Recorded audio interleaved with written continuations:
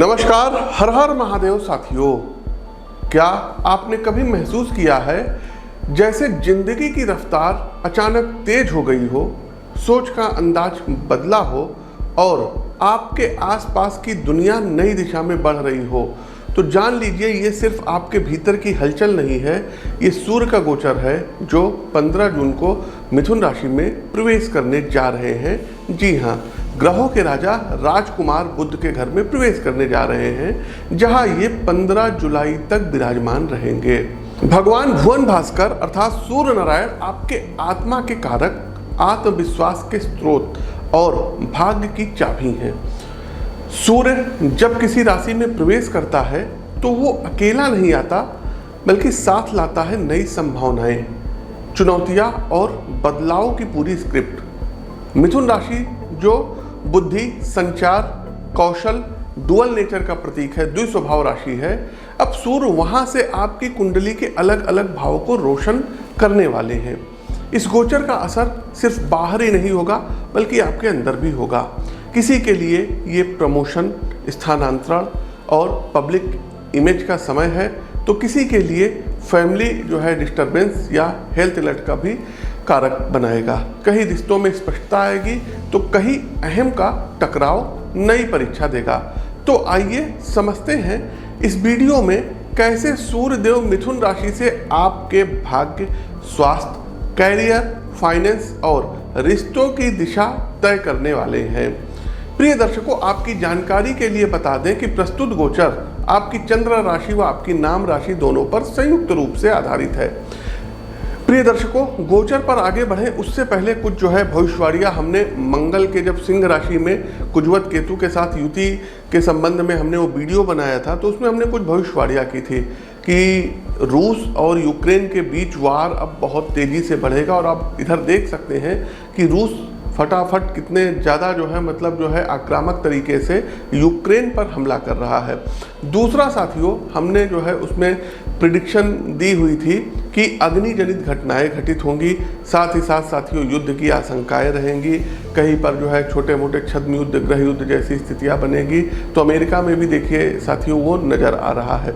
American महाद्वीप हो गया, यूरोपियन महाद्वीप हो गया, एशियन महाद्वीप हो गया, यहाँ पर कोई भीषण अग्निकांड से संबंधित जो है घटनाएं होंगी। हो सकता है कोई तेल शोधन कारखानाओं में आग लग जाए, परमाणु संयंत्रों या बड़े औद्योगिक क्षेत्रों में कोई बड़ी आग की घटनाएं लग सकती हैं। किन्हीं दो देशों के बीच में बहुत बड़ा कोई युद्ध हो सकता है और कोई अग्नि से संबंधित अस्त्र शस्त्रों का, वेपन्स का प्रयोग हो सकता है। वर्तमान में जो रूस और यूक्रेन के बीच में विवाद चल रहा है, तो आगे हो सकता है कि रशिया कोई ऐसा बहुत बड़ा कोई अटैक कर दे यूक्रेन के ऊपर, जिसमें बहुत बड़ा मानवीय संकट आ जाए, लोगों की अकाल मृत्यु होना शुरू हो जाए। इसके साथ साथ साथियों कोई बहुत बड़ा आतंकवादी हमला एशियन महाद्वीप में हो सकता है, अमेरिकन महाद्वीप में हो सकता है। आप इधर देखेंगे कि पाकिस्तान के अंदर बड़ी अशांत स्थिति रहेगी, चाहे वो अफगानिस्तान का बॉर्डर हो, चाहे वो सिंध प्रांत हो, चाहे वो बलूचिस्तान हो। और कोई बड़ा आतंकी हमला या युद्ध हो सकता है और यूरोप के किसी प्रमुख राष्ट्र पर जो है कोई बहुत बड़ा अटैक हो सकता है, ऐसी स्थिति बन रही है। तीसरा साथियों पूजा जी हैं। पूजा जी मध्य प्रदेश से हैं और अभी वहाँ पर असिस्टेंट प्रोफेसर का रिजल्ट आया है। 2 साल पहले इन्होंने हमसे संपर्क किया था, तब ये दूसरे फील्ड में थी, यूपीएससी की और एमपीपीएससी की तैयारी करती थी, लेकिन इनका उसमें चयन नहीं होता था। फिर हमने कहा कि आप अपनी लाइन चेंज करिए, आपके भाग्य में शिक्षा क्षेत्र से जुड़ी हुई जो है संभावनाएं दिख रही हैं, उसी में आपको सफलता मिलेगी, असिस्टेंट प्रोफेसर वगैरह आप बन सकती हैं 2025 में। और ये देखिए साथियों, वो चैट आप पूरी देख सकते हैं।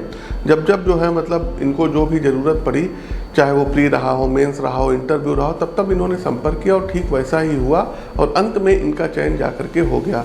तो ईश्वर पूजा जी को ढेर सारी जो है शुभकामनाएं दें और आप बहुत ही अपने क्षेत्र में अच्छा कार्य करें, इसके लिए आपको ढेर सारी शुभकामनाएं। अब साथियों आगे बढ़ते हैं कि भगवान भुवन भास्कर का गोचर 12 राशियों के लिए क्या रहेगा। पहली राशि आती है मेष राशि। देखिए मेष राशि के जातकों, सूर्य देव ने अपना घर बदला है और अब वो आपके तीसरे भाव में गोचर कर रहे हैं। मेष राशि के जातकों, ये एक ऐसा समय है जब आपके जीवन में संवाद, रिश्ते और आत्म अभिव्यक्ति की परीक्षा शुरू होने वाली है। सबसे पहले बात करते हैं पिता के साथ आपके संबंधों की। कुछ हल्के मतभेद या विचारों का टकराव संभव है। अगर आपके पिता की सेहत पहले से कमज़ोर चली आ रही है तो ये समय विशेष ध्यान देने का है। देखिए, तीसरा भाव जो होता है ये नवम से सप्तम पड़ता है। अच्छा, साउथ की तरफ अगर आप जाएंगे तो वहाँ के एस्ट्रोलॉजर लोग जो हैं वो नवम भाव को पिता का भाव मानते हैं। तो ये नवम से सप्तम पड़ेगा तीसरा भाव, तो पिता के मृत्यु का और हेल्थ के प्रतिकूल का भी एक कारक बनता है। तो विशेष ध्यान देने का समय रहेगा। आप खुद पहल करें, सिर्फ रिश्ता बचाने की नहीं बल्कि उसे और बेहतर बनाने की। भाई बहनों के साथ तालमेल में भी थोड़ा उतार चढ़ाव आ सकता है। उनके स्वास्थ्य या सेहत को लेकर के चिंताएं बढ़ सकती है। ऐसे में आपकी एक जिम्मेदारी बनती है कि रिश्तों को कैसे सहेजना है। रिश्ते साथियों एक तरफा नहीं होते हैं, लेकिन शुरुआत अक्सर समझदार को ही करनी पड़ती है। सूर्य का ये गोचर आपकी अंतरात्मा को जागृत करेगा। धर्म साधना या आध्यात्मिकता की तरफ आपका झुकाव बढ़ेगा। कहीं कोई यात्रा का प्लान बन सकता है जो सिर्फ बाहर की नहीं बल्कि भीतर की भी यात्राएं हो सकती है। निजी जीवन में कुछ अजीब लेकिन सुखद अनुभव होंगे। कोई अजनबी आपके जीवन में दस्तक दे सकता है जो बाद में बहुत महत्वपूर्ण साबित होगा। प्रेम संबंधों के लिए भी ये समय अच्छा रहेगा। शर्त यह है कि आप सच्चे हों, साफ हों और अपने इमोशंस को ठीक से एक्सप्रेस करें। लेकिन एक चेतावनी है, कार्य क्षेत्र में आंख और कान खुले रखें। कुछ लोग हैं जो आपकी छवि को नुकसान पहुंचाने की कोशिश कर सकते हैं। अफवाहों और जलन के जाल में फंसने के बजाय आप अपने कर्म और आत्मविश्वास से जवाब दीजिए। तो कुल मिलाकर के ये सूर्य गोचर आपके लिए एक ऐसा समय रहेगा जब रिश्तों की परीक्षा है लेकिन आत्मा की भी तरक्की है। जितना आप भीतर से साफ होंगे उतनी ही रोशनी आपको बाहर दिखेगी। नौकरी में स्थान परिवर्तन, स्थानांतरण के योग दिख रहे हैं। मेष राशि के जातकों को कोई नई नौकरी भी आपको प्राप्त हो सकती है। तो साथियों, ये तो था सूर्य देव का सभी 12 राशियों के गोचर का फल। अब चलते हैं, अंतिम पड़ाव आता है उपाय पर। तो सबसे पहले साथियों, अपनी कुंडली का विश्लेषण करा करके आप लोग माणिक रत्न धारण कर सकते हैं। खास करके यदि आपकी मेष लग्न मेष राशि है या सिंह लग्न सिंह राशि है, धनु लग्न के स्वामी हैं, तो आप लोग माणिक के धारण कर सकते हैं। दूसरा साथियों, आप लोगों को चाहिए कि प्रतिदिन सुबह उठिए और जल में आप लोगों को लाल कुमकुम और हल्दी डाल करके, थोड़ा सा अक्षत वगैरह डाल करके, गुड़ डाल करके घोल लीजिएगा एक फूल के लोटे में या स्टील के लोटे में, और भगवान भुवन भास्कर को अर्घ दीजिए। सूर्य देव के समक्ष बैठ करके आप लोग सूर्य देव को जो है देखिए, सूर्य त्राटक करिए। उगते हुए सूर्य की हम बात कर रहे हैं साथियों, ये नहीं कि आप दिन में 12 बजे सूर्य त्राटक करने लगे, तब तो आपकी आँख की रोशनी चली जाएगी। उगते हुए सूर्य की इस समय जो सूर्योदय होता है ये सुबह 5:15, 5:15, 5:16 से लेकर के 5:20 के बीच में हो जाता है।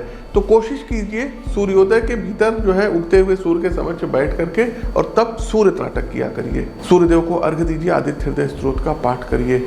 सबसे बड़ी बात, जिनको भी कुछ न्यूरो से रिलेटेड प्रॉब्लम आ रही है तो डॉक्टर की तो सलाह ले ही लें, लेकिन साथ ही साथ सूर्य नमस्कार धीरे धीरे आप लोग जरूर सीखें। सूर्य नमस्कार की आदत से तमाम ऐसे जो है मसल्स हैं जिनकी रिकवरी हो जाती है। अगला एक काम ये करिएगा, अपने घर में अपने पिता का और माता का और गुरु का पैर छू करके आशीर्वाद जरूर लीजिएगा। इसके अतिरिक्त साथियों, आप लोगों को चाहिए कि सुबह जब आप अपने घर से ऑफिस के लिए निकलते हैं तो गुड़ खाइए। सूर्य की वस्तु होती है गुड़। जिनका सूर्य वीक होता है उनको गुड़ खाने की भी सलाह दी जाती है। कॉपर के पात्र में आप लोग जल का सेवन करिए। रात में कॉपर के गिलास में या कॉपर के जो है लोटे में, जग में आप पानी भरिए और सुबह उठ करके खाली पेट उस जल को आप लोग जरूर ग्रहण करें। इसके साथ साथियों, आप लोग यदि सुबह उठ करके स्नान करने वाले जल में एक चुटकी लाल चंदन मिला करके स्नान करते हैं, लाल चंदन का तिलक मस्तक पर लगाते हैं, तो भगवान भुवन भास्कर की कृपा आपको वैसे भी प्राप्त होगी। संभव हो साथियों तो संडे को नमक अवॉइड करें। खास करके सनराइज से लेकर के सनसेट तक तो बिल्कुल नमक का आप लोगों को सेवन नहीं करना है। तो ये कुछ उपाय हैं जिनको आप कर सकते हैं। और अंत में साथियों, जैसे जैसे सूर्य देव अपने नए घर मिथुन राशि में प्रवेश करते हैं वैसे वैसे हमारी ज़िंदगी में भी एक नया अध्याय शुरू होता है। हर राशि के लिए यह समय किसी न किसी मोड़ का प्रतीक है। कहीं चेतावनी है तो कहीं प्रेरणा, कहीं संघर्ष है तो कहीं संभावना। लेकिन याद रखिए, ज्योतिष सिर्फ भविष्य बताने का माध्यम नहीं, खुद को समझने का एक आईना भी है। और जब हम इस ज्ञान को अपनाते हैं तो हर ग्रह, हर गोचर हमें खुद के और करीब ले आ जाता है। तो तैयार हो जाइए सिर्फ ग्रहों के परिवर्तन के लिए नहीं, बल्कि खुद को एक नए नज़रिए से देखने और अपने भाग्य की दिशा खुद तय करने के लिए, क्योंकि जब भीतर प्रकाश जागता है तभी बाहर की दुनिया रोशन होती है। वीडियो अच्छा लगा हो तो लाइक करें, शेयर करें और ऐसे ही गहराई से जुड़ने के लिए चैनल को सब्सक्राइब करें। और हाँ, अपनी राशि का अनुभव हमें कमेंट बॉक्स में ज़रूर बताएं। तब तक के लिए लेते हैं आपसे जो है इजाज़त। हर हर महादेव। नी सा रे सा नी म प नी ध नि सा।